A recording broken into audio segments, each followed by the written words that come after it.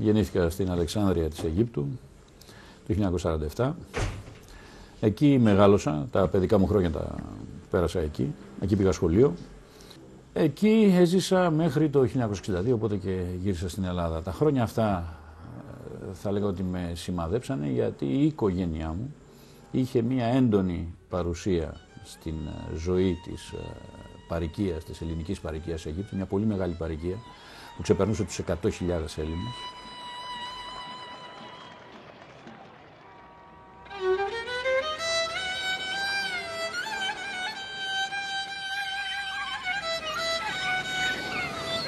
Ένα γεγονός που έπαιξε καθοριστικό ρόλο στην μετέπειτα τοποθέτησή μου έναντι του Παλαιστινιακού ζητήματος, αλλά και γενικότερα των ζητημάτων που αφορούν τους Άραβες, είναι ο πόλεμος του 1956. Είναι ο πόλεμος που λέγαμε του καναλιού του Σουέζ. The Suez Canal, storm center of controversy for weeks, now becomes a cause of war in a lightning sequence of diplomatic and military moves. Since its seizure and nationalization by President Nasser of Egypt, the vital waterway has precipitated a new crisis in the already tense Middle East. Crack French units are embarked at Marseille, bound for a joint staging area with Great Britain on Cyprus. Less than an hour's flight from Egyptian ports, where they are prepared for seizure of the canal by force. Ο αδερφός της μητέρας μου, όπως και ο δάσκαλός μου στο σχολείο, φόρεσαν την Αιγυπτιακή στολή και κατατάχθηκαν εθελοντές και υπηρέτησαν στον Αιγυπτιακό στρατό. Αυτό ήταν μια καθαρή τοποθέτηση μελών της ελληνικής τότε παροικίας. Εκείνες τις μέρες του πολέμου, που κράτησε πολλές εβδομάδες, η Αλεξάνδρεια βομβαρδιζόταν και εγώ σαν παιδί θυμάμαι που βάζαμε στα παράθυρά μας μπλε χαρτιά για να μην βγαίνει έξω το φως. Θυμάμαι τον πιτσιρίκο που έτρεχε στο δρόμο και φώναζε «Ταφενούρ, Ταφενούρ», για να μην βλέπουν τα αεροπλάνα τους τόπους που θα βομβάρδιζαν.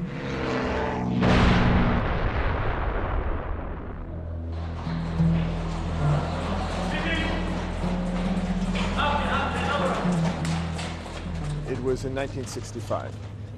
My father was working in Jordan, and at the time I went to visit him. And this is the first time that I really had direct contact with the situation there. A lot of injustice was happening. The refugee camps, the situation of the Palestinians, and the refusal to allow them to their homes.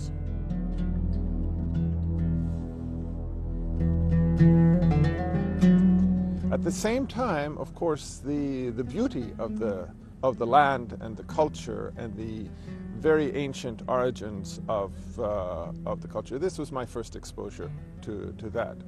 So it makes you really fall in love with the place. I'm not the first who fell in love with Palestine.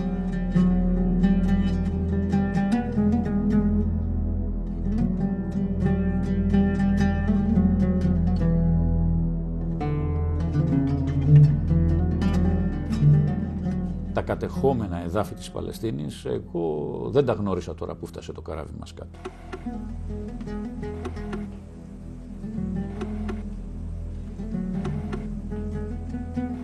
Τα γνώρισα ήδη από το 1996, όταν ως μηχανικός συντονιστής ενός ευρωπαϊκού προγράμματος κατέβηκα πολλές φορές και εργάστηκα και στη Δυτική Όχθη και στη Λωρίδα της Γάζας.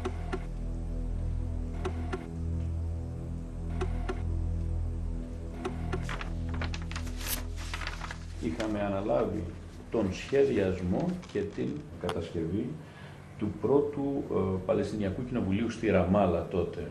Βέβαια η ευχή, όταν συναντήθηκα με τον πρόεδρο Αραφάτ, ήταν όσο γίνεται το συντομότερο το Παλαιστινιακό Κοινοβούλιο να πάει στη σωστή του θέση, που είναι η Ιερουσαλήμ, το Αλ-Κόντς.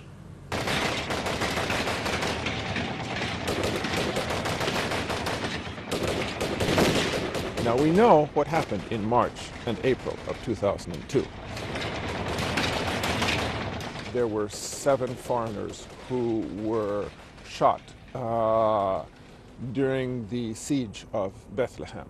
I was one of those 7.